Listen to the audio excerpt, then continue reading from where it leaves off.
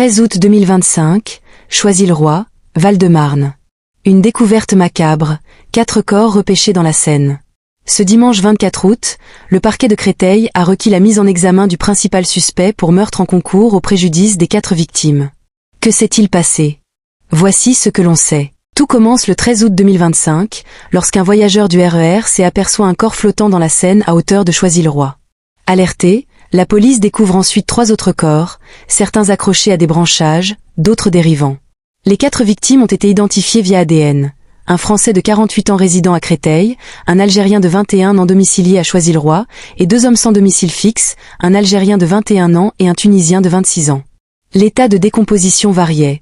Un corps semblait récent, les autres étaient très altérés. 2 présentaient des lésions violentes.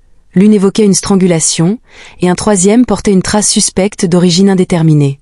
Les enquêteurs ont exploité les images de vidéoprotection et les données téléphoniques.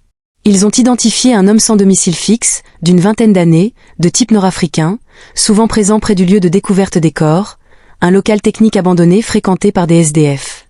Il avait déjà été interpellé le 5 août, en possession de documents appartenant à l'une des victimes non encore portées disparues à cette date. Il avait été relâché sous convocation pour recel. Placé en garde à vue le 20 août, d'abord dans un centre de rétention administrative, il a été maintenu en détention pendant 96 heures, puis déféré devant le juge.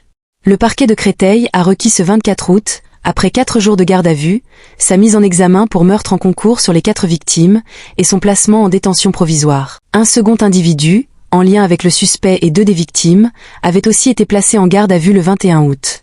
Sa garde à vue a été levée le 23 août sans charge retenue pour l'instant. À ce stade, aucune preuve n'établit de lien direct entre les victimes.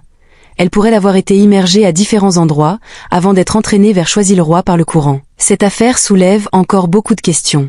Le suspect est désormais mis en examen pour 4 meurtres, mais l'enquête est loin d'être close. À suivre de près. Si vous voulez être tenu informé des prochains rebondissements, abonnez-vous à la chaîne et activez la cloche pour ne rien manquer.